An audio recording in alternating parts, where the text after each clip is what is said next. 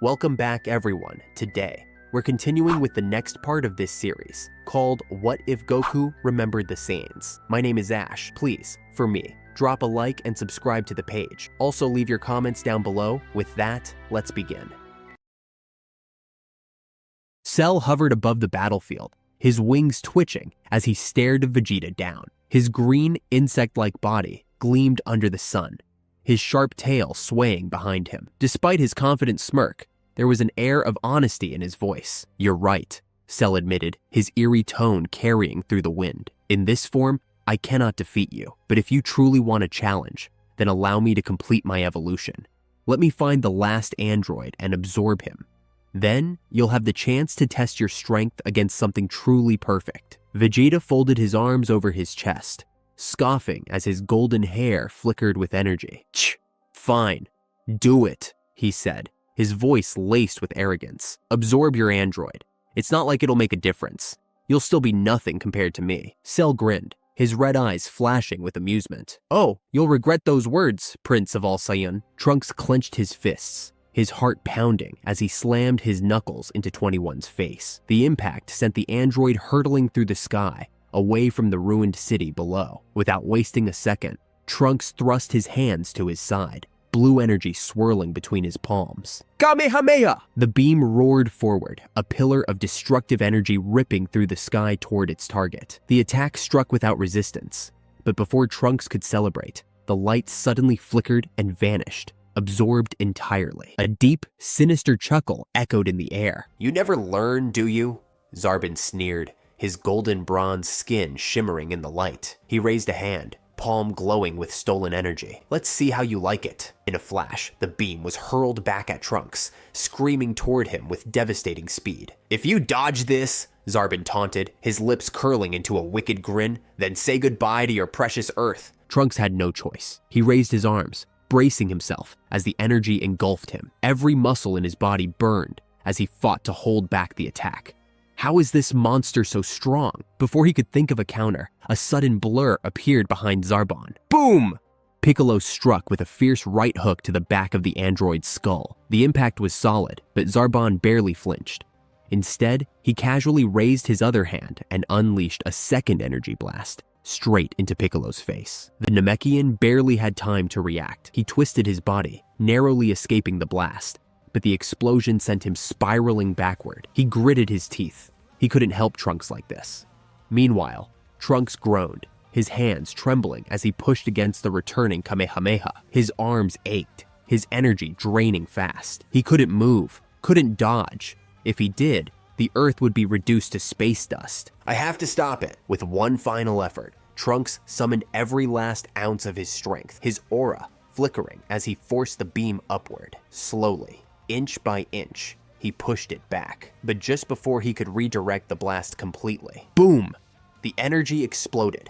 A deafening shockwave rattled the battlefield, dust and debris flooding the sky. As the smoke cleared, Trunks was barely standing. His golden hair had faded, his Super Saiyan form extinguished. His breathing was ragged, his vision blurred. He had stopped the blast from destroying the Earth, but the cost was high. He was completely drained. Zarbon emerged from the smoke, his eyes gleaming with cruel amusement. "Looks like you're fresh out of power," he mocked. He extended his arm, a small but deadly energy sphere forming in his palm. "Time to die, little Saiyan." Trunks could barely move. He watched helplessly as Zarbon fired. Swish! A blur of motion. Then, suddenly, the blast was gone. A tall figure stood between them, his long, wild hair whipping in the wind. His muscular frame radiated power, his eyes locked onto Zarbon with deadly focus. "That's enough," Raditz said, casually swatting the attack aside. Trunks exhaled in relief, his lips curling into a tired grin. "Uncle, looks like you made it just in time." Raditz cracked his knuckles, his dark tail twitching behind him. "You're sitting this one out," he told Trunks, not taking his eyes off Zarbon. Trunks chuckled weakly. "Yeah, I think I'll let you handle this one." Zarbon smirked, another pathetic sign stepping up to die. Raditz's expression darkened. "Let me show you what a true Saiyan is made of." A slow clap interrupted them. From the side, Cell hovered leisurely, watching the encounter unfold with an amused grin. "Hate to interrupt," Cell drawled, but I have my own plans for this android. Raditz turned toward him, his brow furrowed. Cell? I thought Vegeta was handling you. He had sensed Vegeta's power surge earlier,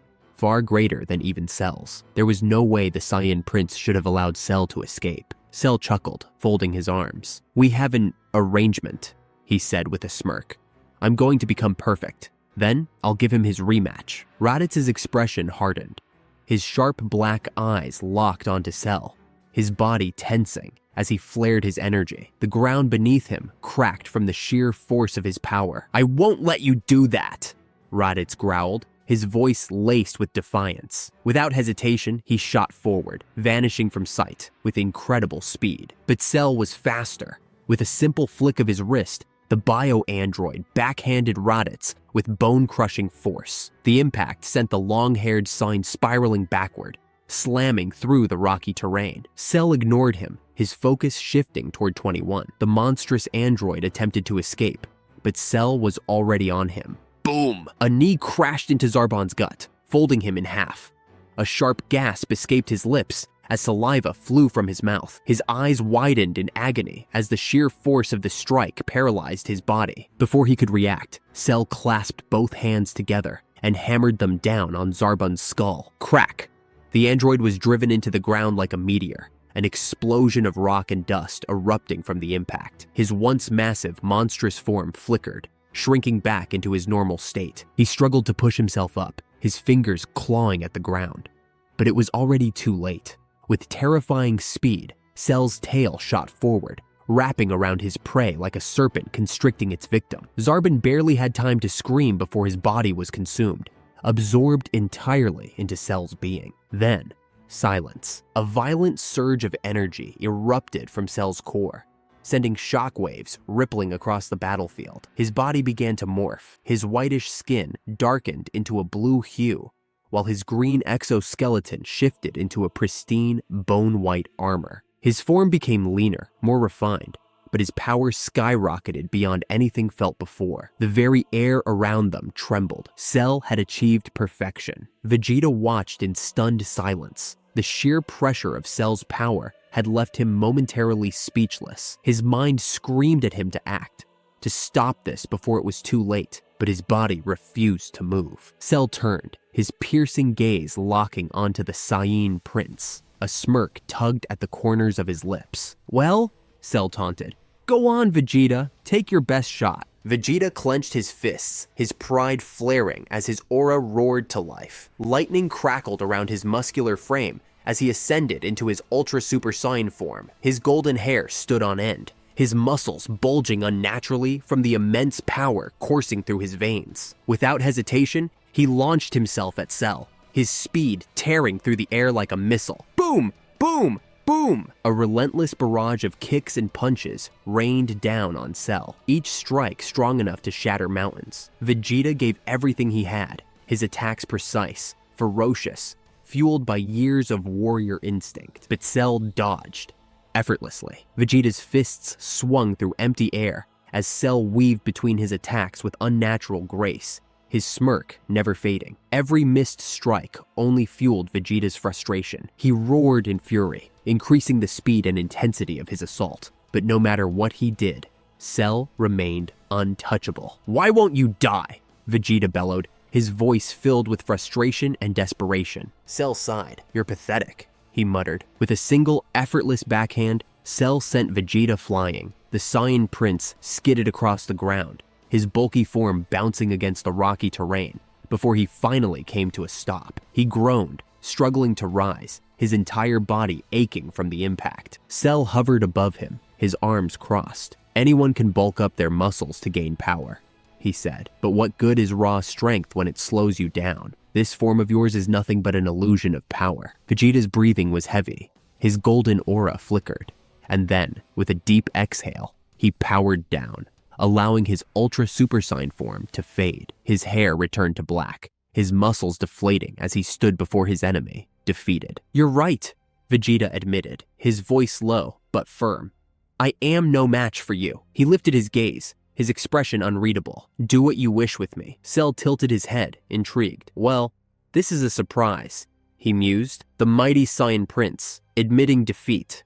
How ironic. Then, a thought crossed his mind. But I must admit, your rapid growth intrigues me, Cell continued, studying Vegeta curiously. How is it that you Saiyans can grow so powerful so quickly? Tell me, if I give you more time, can you get stronger? Vegeta's eyes narrowed. Yes, he answered without hesitation. Given a few days, I can surpass even this. A slow, wicked grin spread across Cell's face. Very well, he said. Then I will give this planet 10 days.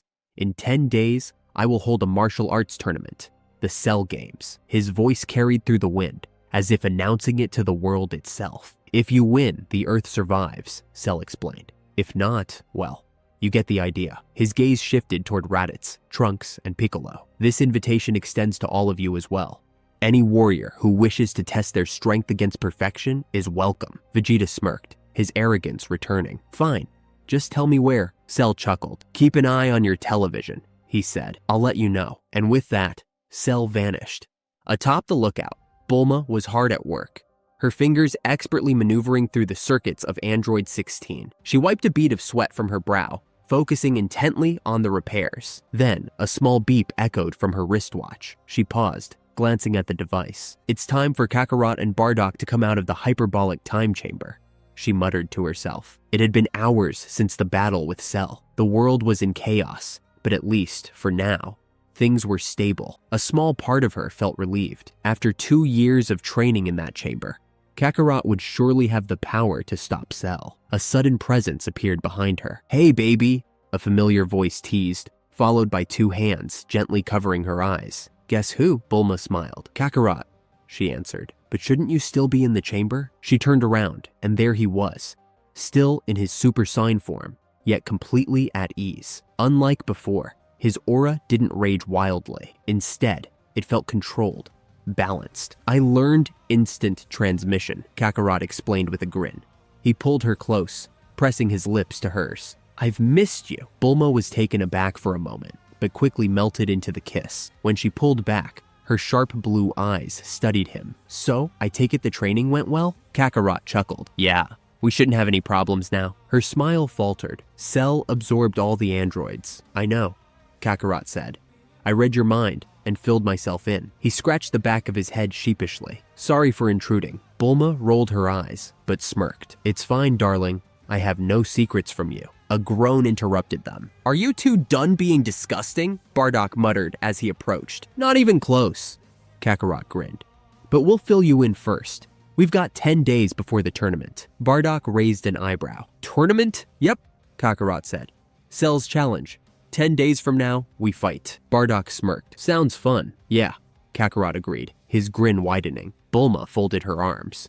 So, back to training? Kakarot shook his head. Nah, I think we'll take it easy for now. Bardock chuckled. Sounds like a plan. In the heart of Orange Star City, a massive crowd had gathered, the streets packed with spectators eager for a glimpse of their so-called savior. Cameras flashed, reporters spoke excitedly into microphones, and news stations broadcasted the event live across the world. A large, open area had been cleared for a grand demonstration. Then, with a dramatic entrance, a towering, well-built man with a giant afro stepped forward, dragging not 1, not 2, but 3 massive buses behind him. His thick mustache twitched as he flashed a confident grin, flexing for the roaring crowd. The announcer, a short man with slick-back hair and oversized sunglasses, held his microphone up excitedly. Ladies and gentlemen, here he is, your world martial arts champion, the man who will single-handedly save us all from Cell. He turned to the burly fighter with an eager expression. Hercule,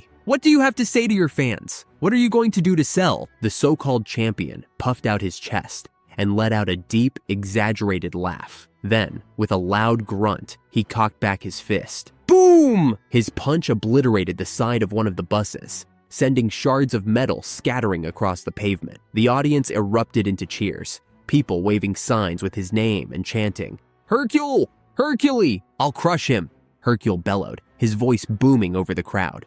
That no-good second-rate amateur doesn't stand a chance against me. The announcer nodded enthusiastically before shifting his glasses up the bridge of his nose. Now, some people have suggested that you only won your title because the previous 3-time champion wasn't in the tournament that year. What do you say to those critics? Hercules scoffed, shaking his head. Huh. I can't help it if the guy was too scared to show up. He placed a hand on his hip, smirking. The bottom line is, I'm the strongest fighter in the world, and when I step into that ring, Cell is finished. The crowd roared in approval. You heard it here first, folks, the announcer declared, his voice echoing through the speakers. The world champ has spoken. Cell is going down. Far away, at Kame House, the sound of a television clicking off was followed by an annoyed grunt. What an idiot, Master Roshi muttered, tossing the remote onto the couch. He leaned back, adjusting his sunglasses before flipping open one of his favorite magazines. His wrinkled face twisted in mild irritation. I think he deserves whatever's coming to him if he actually steps into that ring with Cell. Now, Master, Turtle interjected in his usual calm tone.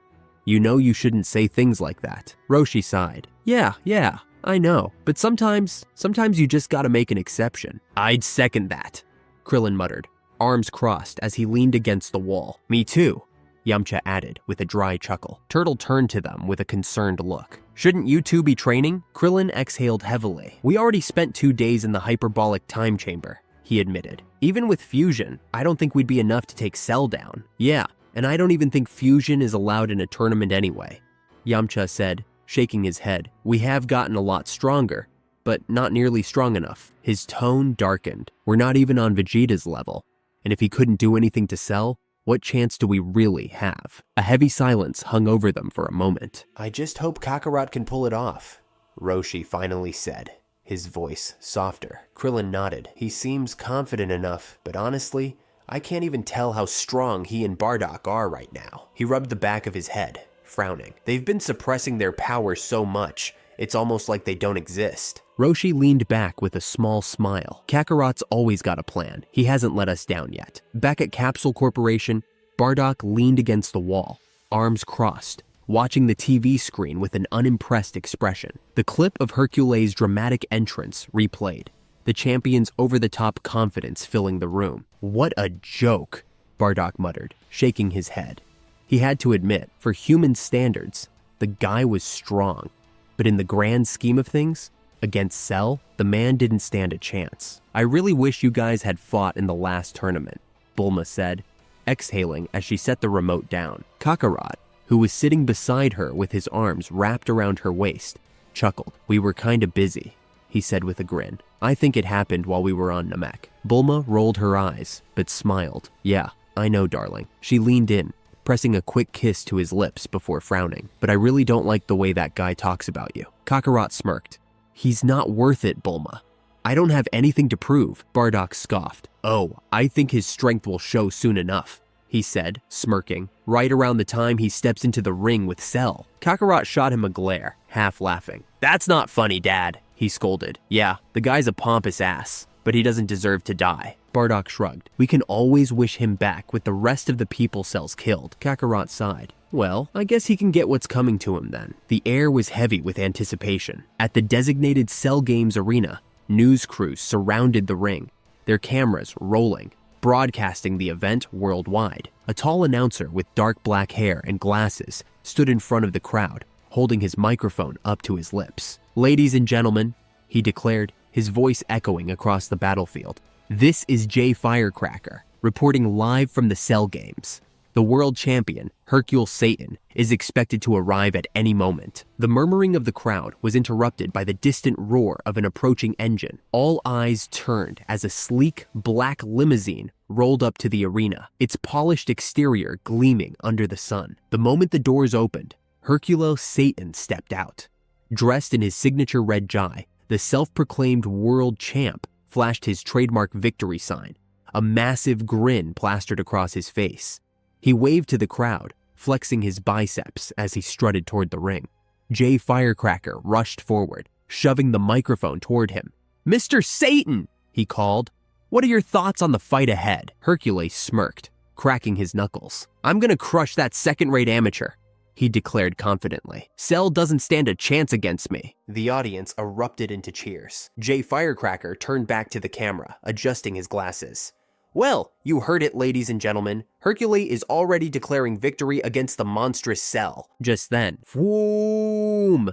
A powerful gust of wind swept through the arena as Vegeta descended from the sky, landing gracefully near the ring. Arms crossed, his sharp gaze locked onto the scene before him. His royal blue bodysuit clung tightly to his frame, his golden hair barely shifting in the breeze. Jay Firecracker's jaw nearly dropped. "It looks like we have an observer?" He turned to Hercule, whispering. "How'd he fly in like that?" Hercule scoffed, waving dismissively. "Poof, it's all a trick," he said confidently, "just like the one Cell uses." Jay Firecracker, the ever-enthusiastic reporter, strutted toward Vegeta, microphone in hand. The moment he got close, he thrust it right in the Saiyan Prince's face, his voice dripping with excitement. "Do you have any comments about how the great Hercule is going to defeat Cell?" A deep, irritated growl escaped Vegeta's throat. His sharp teal eyes flicked toward the reporter, his scowl deepening. "Get out of my face before I blast you to oblivion,"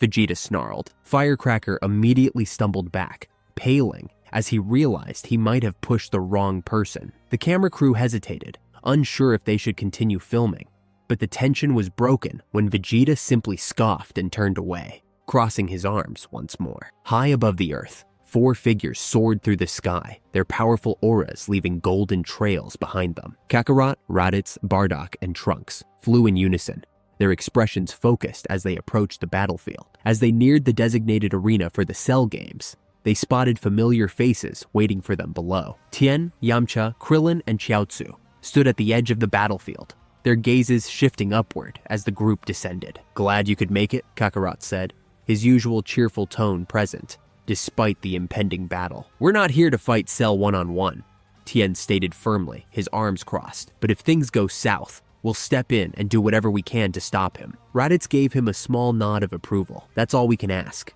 he admitted. Then, with a slight smirk, he added, "I guess at that point, the rule against fusion wouldn't matter." Krillin stepped forward, rubbing the back of his head. "Are you sure you guys don't want us to teach you the fusion technique?" he asked. "I mean, let's be real. If you and Kakarot fused, Cell wouldn't stand a chance." Kakarot and Raditz exchanged glances before speaking in perfect unison. "Saiyans fight alone," Yamcha blinked, utterly baffled. Wait. Cell is literally threatening to destroy the planet, and you guys are worried about a fair fight?" Kakarot's expression was calm, but there was an unmistakable determination behind his eyes. "Cell challenged us to a tournament," he explained. "That means this isn't just a battle, it's a test of strength.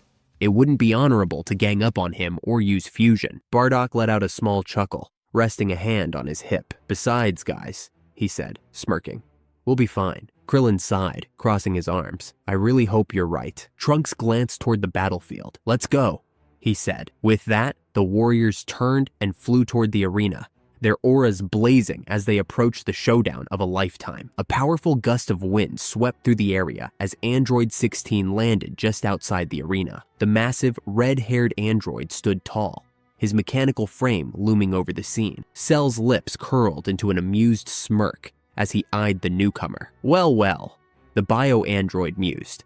"I see you're still alive and kicking." 16's expression remained unreadable, his robotic voice unwavering. "You will be stopped today," he stated simply. Cell chuckled. "And who, exactly, is going to do that?" He gestured around the battlefield mockingly. "You?" 16 didn't react. "Even with my improvements," he admitted, "I'm still no match for you, but you will be defeated today." Firecracker, still reporting live, turned toward the camera, adjusting his glasses. "Apparently, Cell seems to know this newcomer," he commented, his voice laced with intrigue. Off to the side, Hercules stood with his arms crossed, muttering under his breath.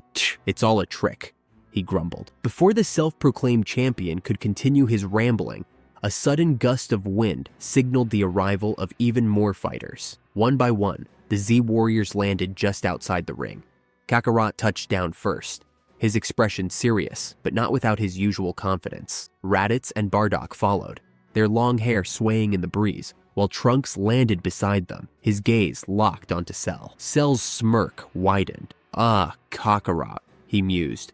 "I was beginning to wonder if you'd actually show up." Kakarot met Cell's gaze, his golden aura flickering softly around him. "I'm ready for you, Cell," he said. His voice carried no fear, only conviction. "You're going to pay for all the people you've killed." Cell merely chuckled. "How noble." Then, spreading his arms dramatically, he asked, "So, who's going to be the first to face me?" Kakarot stepped forward without hesitation. "I will." Raditz and Vegeta exchanged glances. "Yeah, go ahead," Raditz said.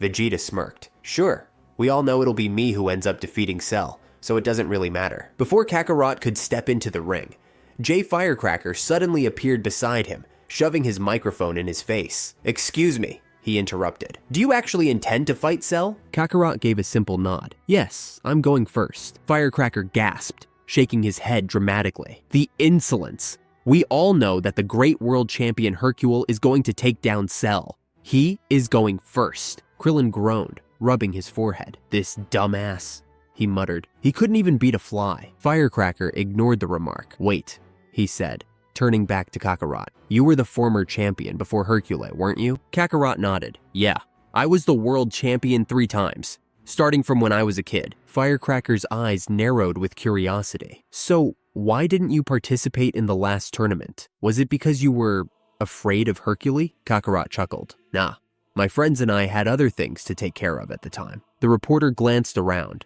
noticing many familiar faces from previous tournaments, fighters who had once made it to the finals or semi-finals. He turned back to Hercule, microphone ready. "So, Mr. Satan, what's your take on the former champion wanting to fight Cell before you?" Hercule scoffed, waving a dismissive hand. "Pfft. These guys are all tricksters, just like Cell," he said confidently. "I could beat all of them with one hand tied behind my back." Firecracker turned dramatically toward the camera. "There you have it, ladies and gentlemen. We have some challengers claiming to be stronger than our great world champion.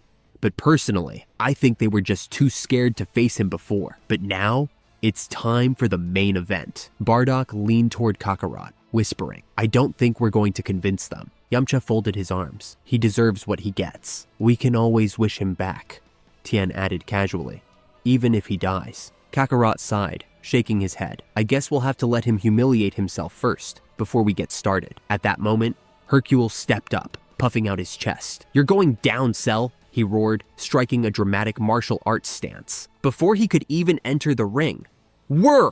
A helicopter suddenly appeared, its blades slicing through the air as it descended. The side door slid open, and a tall blonde man with long hair leaped out, landing with a flourish inside the ring. He wore a white jumpsuit, a single red rose clenched between his teeth. The man turned to Hercule, bowing dramatically. "Allow me to take out this trash for you, master." And that's it for today's episode, guys. If you watched to the end, then that could be an indication that you enjoyed the series. So please leave a like on the video. Thank you and take care.